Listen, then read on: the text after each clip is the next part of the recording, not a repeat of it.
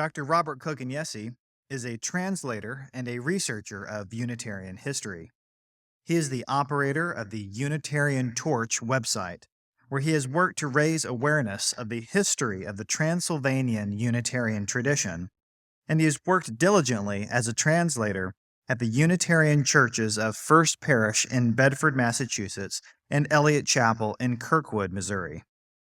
His publications have recently included a translation of late 16th century sermons from early Transylvanian Unitarian leadership.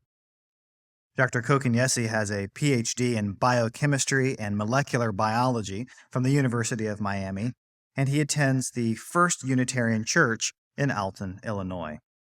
Please join me in welcoming Dr. Robert Kokenyesi.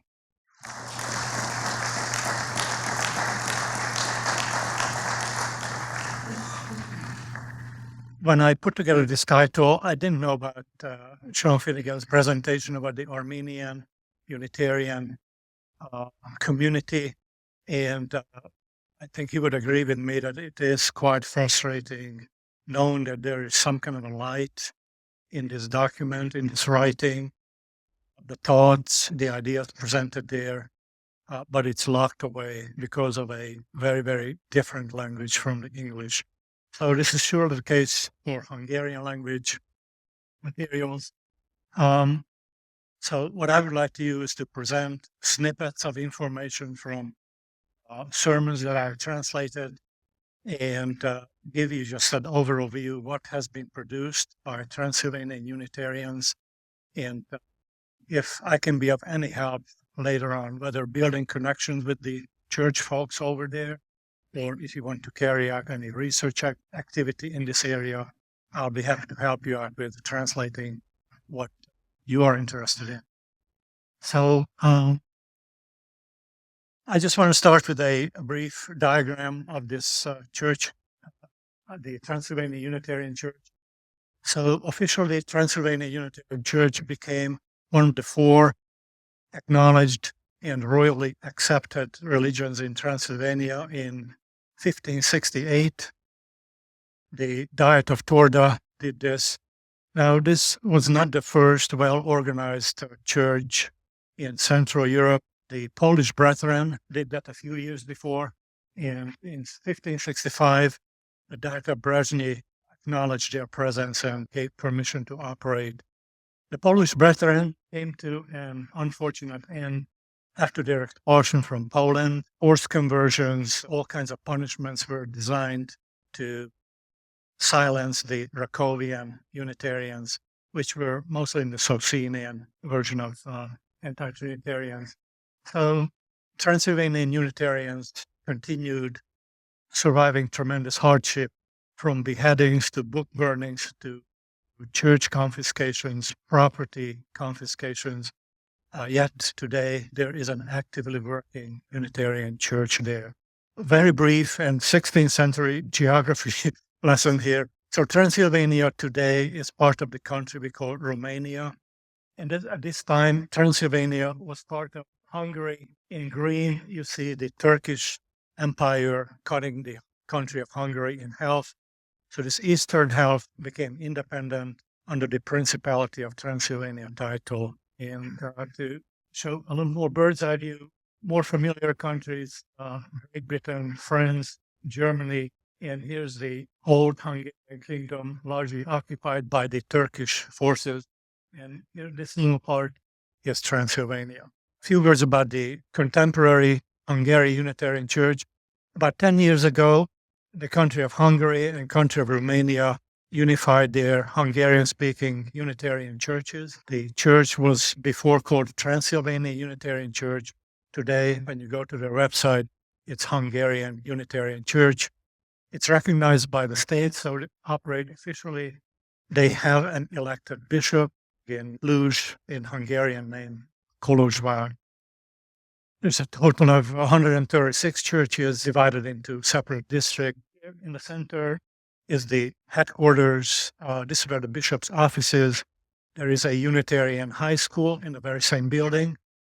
About 20 feet to the left, you see this late 19th century Unitarian church, built as Unitarian and maintained as Unitarian. This is called the Kolozsvár downtown Unitarian church.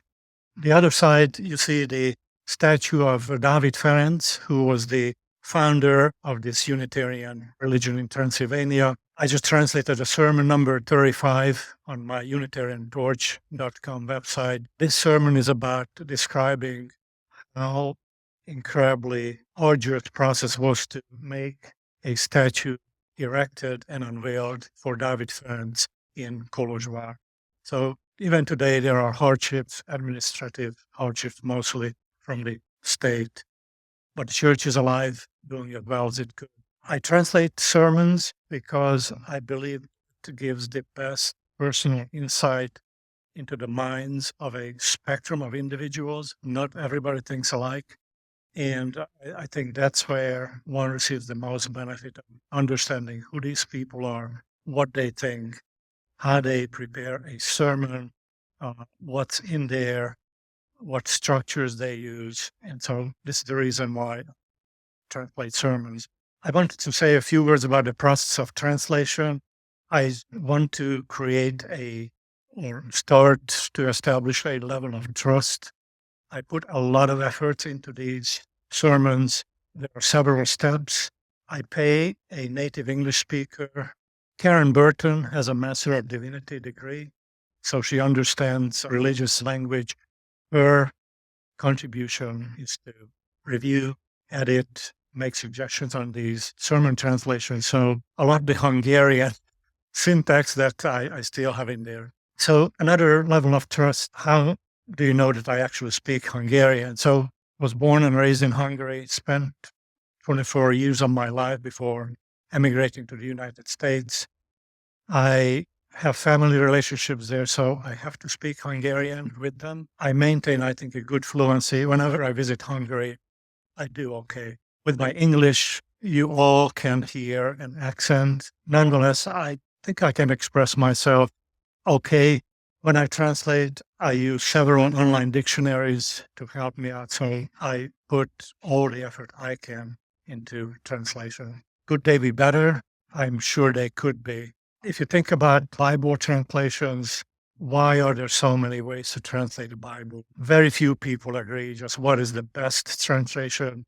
All I can say is giving you the best I can with these translations. I divided this 454-year timeline into periods just for easier understanding. So the first is establishing identity, founding the church, and early defense of anti-Trinitarian faith articles. So the honeymoon period of Transylvanian Unitarians lasted for 3 years. While Dávid Ferenc first expressed anti-Trinitarian views and argued for them in 1566. The church was founded in 1568. By 1571, the king, who was Unitarian or turned Unitarian, died, and Catholic rulers took over Transylvania. That was the end of the honeymoon period, and slowly the privileges and the status of the Transylvanian Unitarian Church started to erode. And this is where the early defense comes in. Dávid Ferenc was in prison because he espoused the view publicly, very publicly, that Jesus should not be prayed to. This part of the Unitarian movement called the non-adorationist movement. He was in prison and died in prison in 1579. I don't want to read out all the material that's there. I put it on these slides, what's available and what has been translated. Only partial translation of most of his works are available in English. I don't believe personally reading summaries. This is why I try to emphasize translating source materials. But with Dávid Ferenc, a lot of this is either in Latin or in old-style Hungarian. Transcribing his sermons into modern Hungarian is in process in Budapest, Hungary. I can hardly wait. After this came an era of more heavy persecution. Enyedi György was the third bishop of the Transylvanian Unitarian Church. He started in the mid-1580s and he died in 1597. He was the main and most powerful figure to try to maintain stability. Catholic institutions approached Unitarian faithful and asked them all kinds of inconvenient questions. Unitarian individuals were forced out of government positions, so the status of Unitarian religious institutes were on the decline. So Enyedi György was a bishop who tried to maintain the stability, keep the spirits of the Unitarian Transylvanians. In 1636, long after Enyedi György died, there was a forced, at least on paper, a forced change in the Transylvanian Unitarian doctrine. The leadership signed a document that stated that now they are adoring Christ in addition to God. What I'm reading is that most churches, especially small villages, this was not followed. Nonetheless, this is why 1636 is the end of this era when persecution is following after signing of the document. So let's take a look at what Enyedi György did. Concio, Latin for sermon, and there are a number of these concios that I want to say a few words about. There are 213 of these. I translated only a few. Two of them were published in a Unitarian Universalist religious journal. This is Concio 94, or Sermon 94. Why is it beneficial to be fearful of God?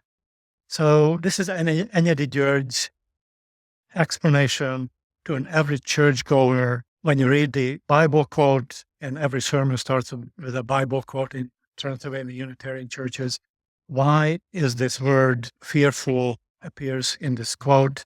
So he is explaining is that there are different types of fears, and his major conclusion is that being fearful of God is more like being fearful of somebody who's been extremely good to you, who's been your benefactor, being concerned. And in this sermon, the little flock is not to be feared. And maybe I should phrase it more in English way. So it's not to be feared that we Transylvanian Unitarians form a little flock. The number of true believers was always in a minority. Just because the Catholic Church states that we are the universal church, Catholica, Transylvanian Unitarians should not fear that, should not be intimidated by that. And this is just a sign that when you walk down on the street in Kolozsvár, Catholic folks may join you, ask you questions, or talk to you. A lot of the times, conversations must have turned this way because this sermon was preached in a huge Unitarian church. So this must have been a common concern. Enyedi György probably heard this from churchgoers, what's happening in their life, how to answer these questions. So when you read this, why do Catholics brag about their denomination?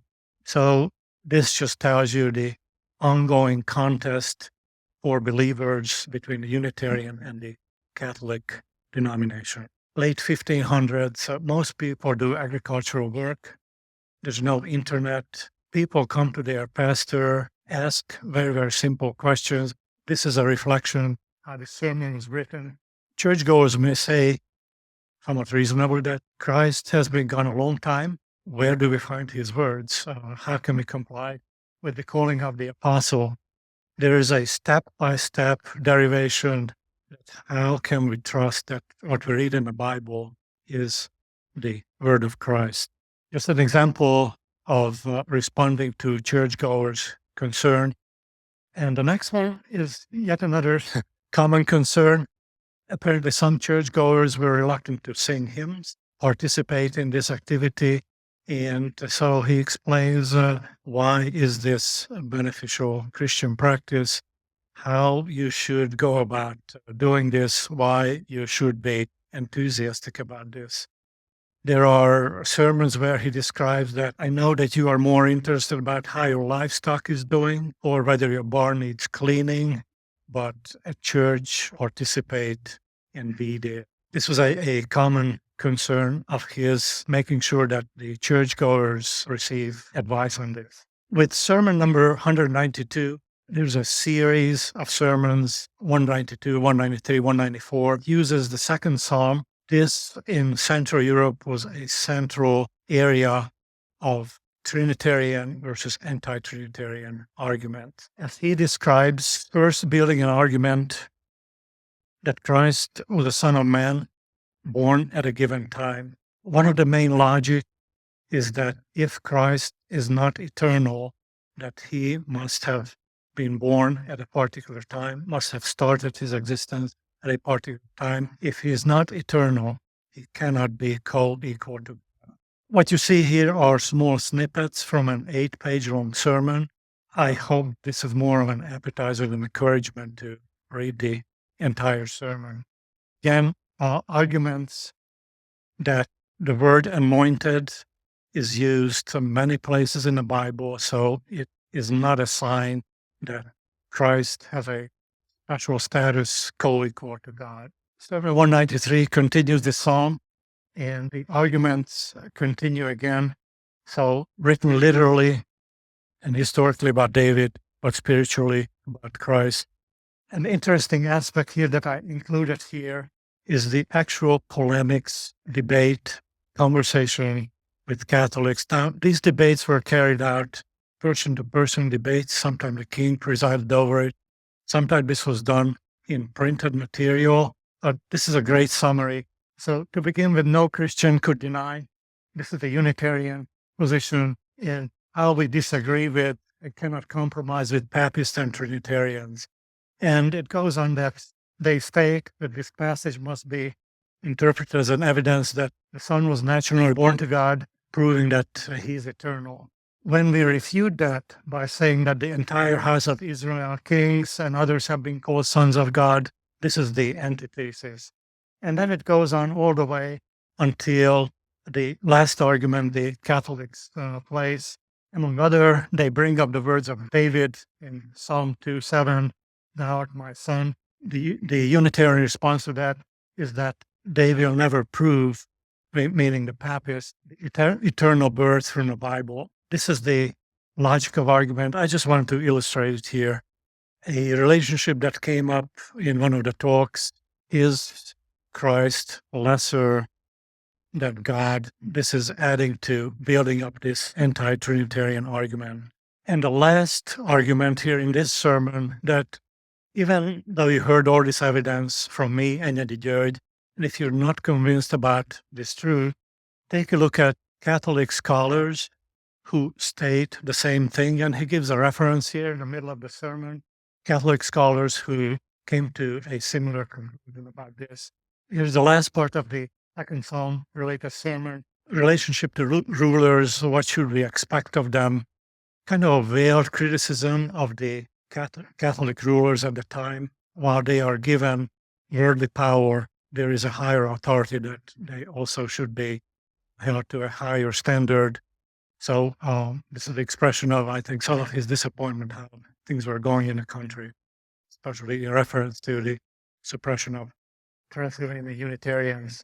And I think this is the last part of that argument.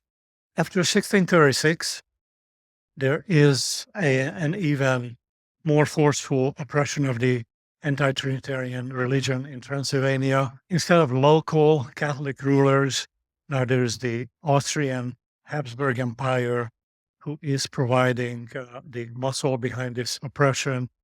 Habsburg Empire came to occupy and own Hungarian territory because the army of the Habsburg Empire fought the Turkish troops and they suppressed the Ottoman Empire way south to the current borders of Hungary. There came yet another wave of Catholic-related suppression. So the end of this era is 1861. This is when the Habsburg Emperor declared that we need to acknowledge and support other religions besides the Catholic religion in the empire. So 1861 is a time of relaxation of this oppression and opening of the church activities.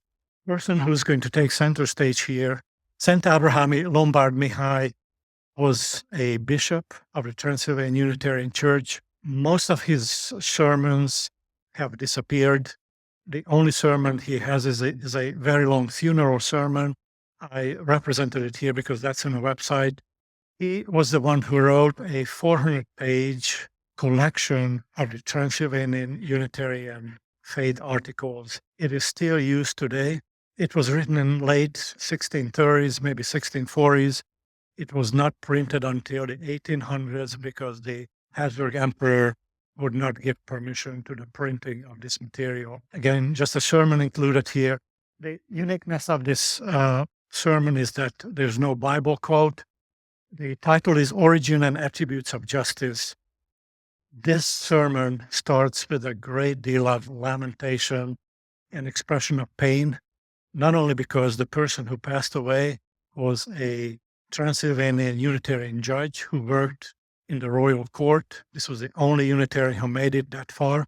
So with his loss, Unitarians lose influence yet again, which was a very sad situation. We can see through his introduction how natural disasters struck Transylvania, and he complains that there was no good vine in Transylvania that year. Another year, scorching heat burned the crops. He also lists a number of Unitarians who died, either as a consequence of the plague, which hit Transylvania at that time, or from natural causes. And then he says that I have digressed from my topic. Picture yourself middle of January in Transylvania. You're looking at a cascade. You might be standing in inches of snow. And after an hour, he's saying, I'm sorry, I digress from my topic. Let's get on with this funeral sermon. In those days, in the 1700s, for a high-ranking official like this judge, there had to be 6 funeral sermons preached. One had to be in Latin. So this was the one in Latin. So if you put together the Latin language for hours in somewhat adverse circumstances, it's amazing that people listen. So he believes that he prepared such an attractive topic to continue that they will stay with him. He picks a Greek mythological event. I'm not great in Greek mythology. You might recognize this quote. This is when justice departed from earth and went to the skies. And so his promise is that for the time of this sermon, he will attempt to bring justice back. And that to me says I was another thing that everybody was craving in those days, justice, especially when you talk about Transylvanian Unitarian communities. He goes on listing what justice is. This person who deceased was a judge. And so this is a really good connection, at least in Lombard behind my. He goes to pages and pages of ancient Greek and Roman references to how justice should be and should not be provided. This is the comment on the judge's activity. In this high position, he could act as a protector of the homeland, which was Transylvania. When somebody approached him with something inappropriate, he would just say that the laws of our homeland does not allow this. Our next era, this is the era of official enlightenment. Ideas are allowed to be discussed. The Habsburg Emperor provided a nominal financial support to the Transylvanian Unitarian Church, and this is what we can call a beginning of tolerance. Although the church property that was confiscated was not returned, school buildings that were confiscated were not returned. There was a lot of grievances still, but at least they could breathe a sigh of relief, build at least a few churches. So this is a very active era in the life of the Transylvanian Unitarian Church. The closing date is 1941. This is when the area of Transylvania is finally attached to the current country, Romania. So this is when the Transylvanian Unitarians are not just a minority population by religion, but they are a minority by nationality as well. And that's a game changer. So here I have another bishop who also had the hobby of collecting folk tales. He has a 300-page printed collection of Transylvanian folk tales, very much in love with his homeland. This is about the divine truth. That's titled The Divine Truth.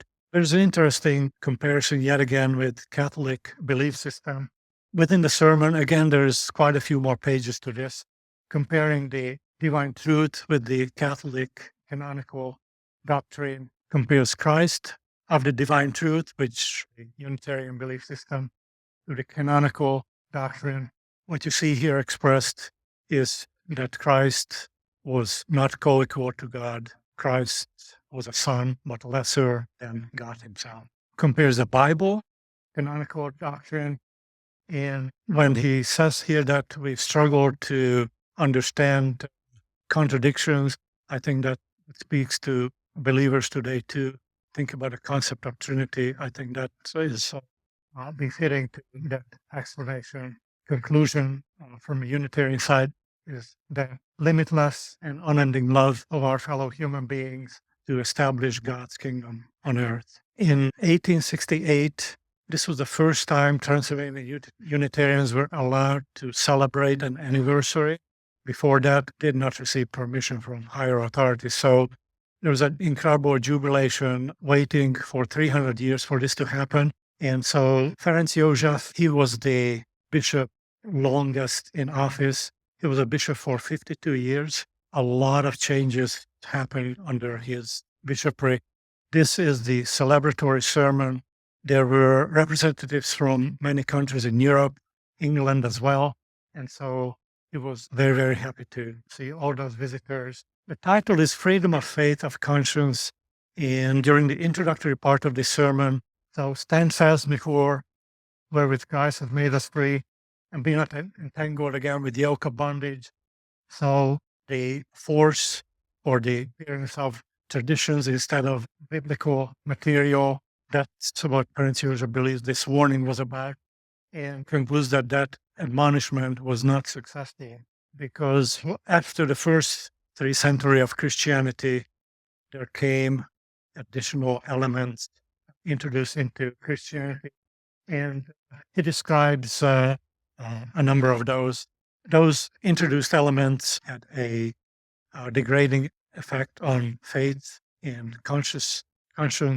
And so Christians were no longer allowed to select the faith. And so here is the opposing reaction to all those. Every action creates an opposing reaction.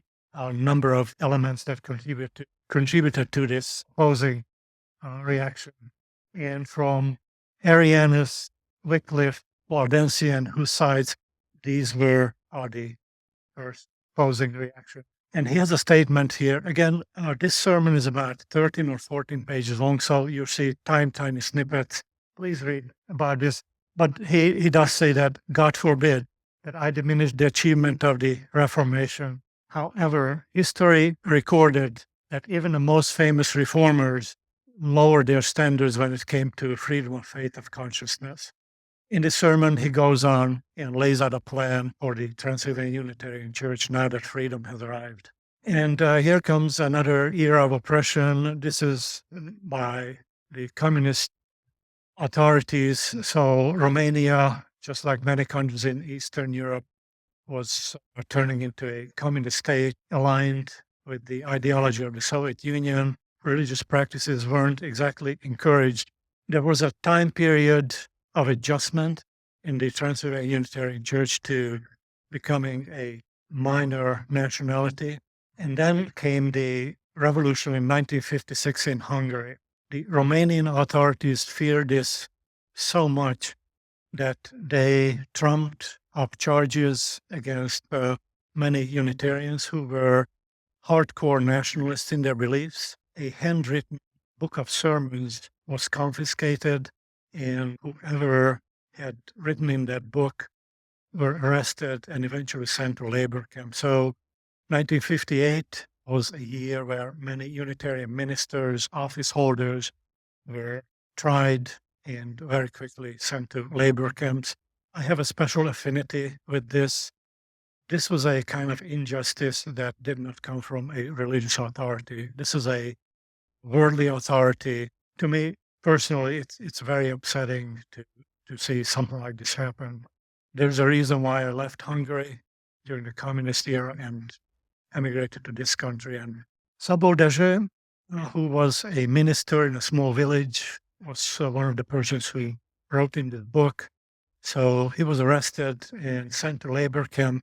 What I'm showing here are 2 sermons from a male and a female minister. Both of them were written 5-10 years after their release. What in my mind, meekness means power under control is so about expressed here. Because they could have written just derogatory terms about the regime, which would be totally true, emotionally acceptable, but they chose not to do that. These sermons were published by the Transylvanian Unitarian Church. He doesn't say that communist dictators are good-for-nothing people. He would have been right about it, but the demeanor topic that he chose, to me, an astonishing self-control, must have come from a deep believing church. Spending 6-7 years in a labor camp in Romania is not a vacation time. So Nitra Berta, she was a wife of a minister in a co-ministering status in a small village. And when I say small village, imagine a village with 500-600 inhabitants, and everybody lives off the land. So very, very simple folks, and those who minister to them were simple folks too. Berta titled her sermon after an experience that she had in church, looking at hymnals that had a golden chalice or golden cup painted on them.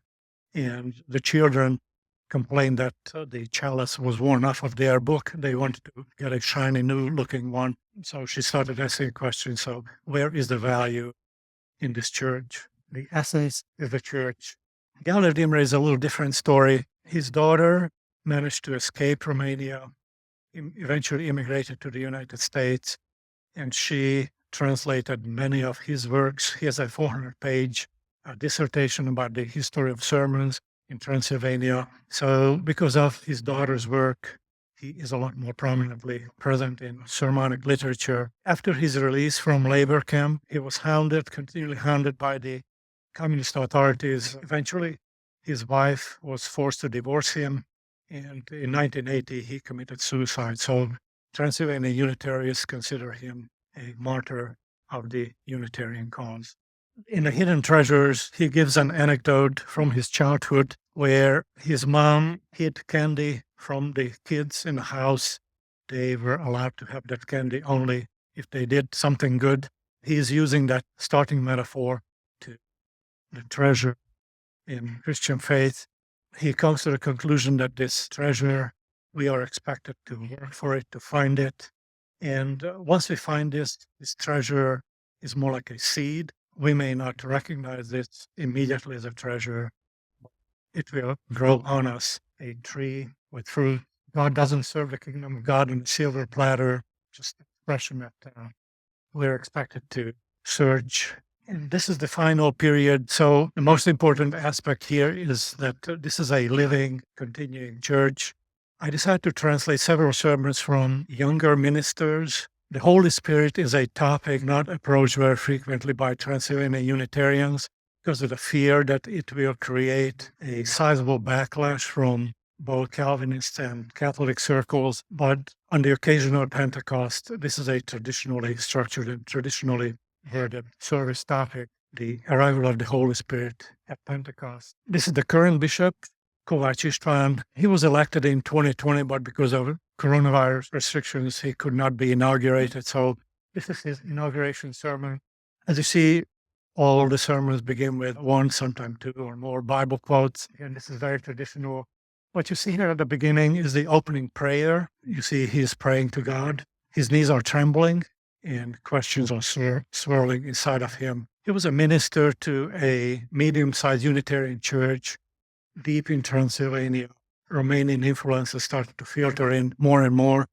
His personal ambition to make service the major goal for, at least for his tenure, or emphasize this. This is still part of the prayer, answering the call. This is now the more contemporary ministers. When you see the word Balázs scholar, the Unitarian Universalist Association have started a partner church program with Transylvanian Unitarian churches. Despite the difference between religious beliefs, several American churches have successfully partnered with Transylvanian Unitarian churches. The Transylvanian Unitarians look at this as fulfilling the second commandment of Jesus, love thy neighbor as thyself. What's missing in this connection is the fulfillment of the first of Jesus' commandment from the American side, because in a Unitarian Universal Association church, you rarely, if ever, see the consequence or the expression of love by God with all your might, all your soul. Nonetheless, the Balázs Scholarship attracts young Transylvanian ministers to the United States.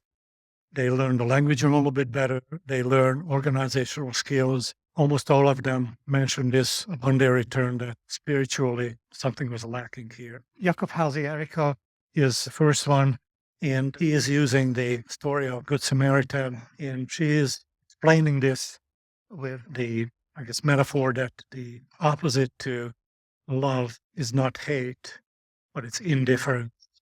And so this is why she titled her sermon, Do Not Be Indifferent. Here's another Balázs Scholar recipient, Pop Maria. She is, the last time I checked, is a minister in Manchester, England. So these scholarships help bring the biblical Unitarian view to other countries in Europe, and England has been probably most receptive for that. The Empty Hand sermon is discussing how we can come in front of God. We don't have to have an object in our hand. We don't have to have a sacrifice, a gift in our hand. And I want to include two sermons here from current educators. So there is a Protestant theological institute in Kolozsvár, Cluj-Napoca. And in addition to Protestant ministers, Unitarian ministers are educated there as well. There is a 4 and a 6 year program. I don't believe there's a master's level of education, but this is an ongoing effort to bring more ministers to the Unitarian Church. Dr. Rezi Alek was a professor of theology there until a few years ago. He wrote this on an anniversary. He was writing this just a few years after the fall of the communist dictator, this jubilation.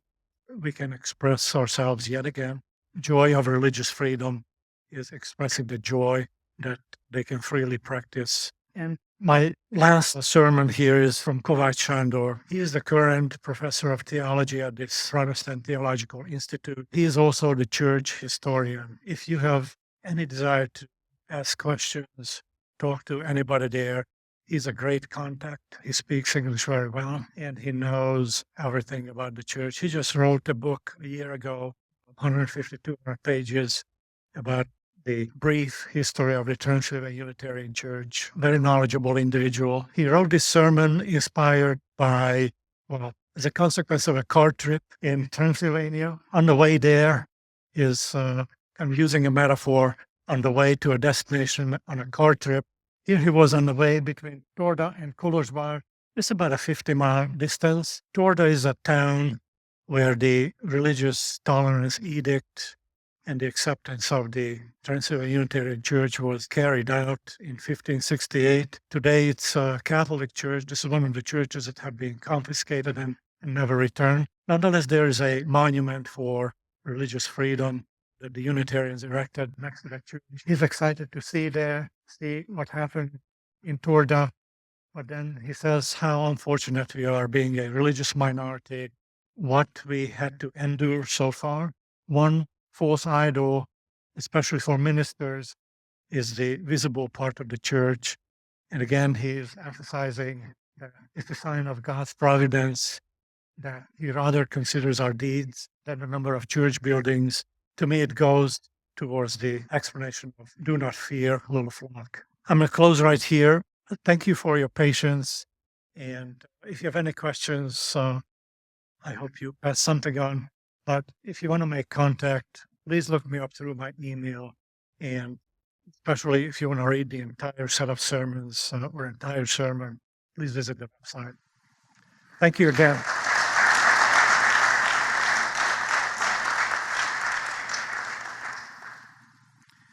Thank you, Dr. Kokenyesi.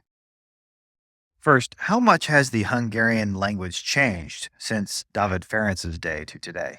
Yeah, so Hungarian language changed quite a bit. For Enyedi György's sermons, it was incredibly helpful that the sermons were transcribed into modern Hungarian. Otherwise, translation would have taken 2-3 times longer. So I don't know enough English to compare Shakespeare's English to today's English. I understand that I read the original Shakespeare text. It doesn't fit well with me, so there's at least that much difference between today's English and the older English. I'm sorry, older Hungarian. Did the Transylvanian Unitarians ever figure out how to convince many of their Catholic countrymen to reform their views and become Unitarian? So there's a story about this, that when the Turkish Empire occupied Hungarian territory, by the virtue of their presence, the influence of Catholic Church lessened. And when Catholic believers felt a little bit liberated, they flocked to the Unitarian beliefs. After, in 1568, David Ferenc returns from Torda with the good news of the act of religious freedom, that Unitarians are now accepted as the official religion of the country. He gave a speech from a big boulder at the side of the wall of the town, and legend has it that 3,000 people converted to Unitarianism. So I don't know how many of them were Catholics, but there was some influence there. Well, if you ever find that magical boulder, Yes, actually. please bring it to the United States. Oh, to you. We'd love to use it. I can send you a picture. Did the Transylvanian Unitarian Church ever have any contact or communication with English-speaking Unitarians in the 17 or 1800s? I don't know about the 1700s. In the 1800s, there were two wealthy Transylvanians. One of them was a Unitarian who traveled to the United States, and I think they passed through England. They made contacts at both places, both continents.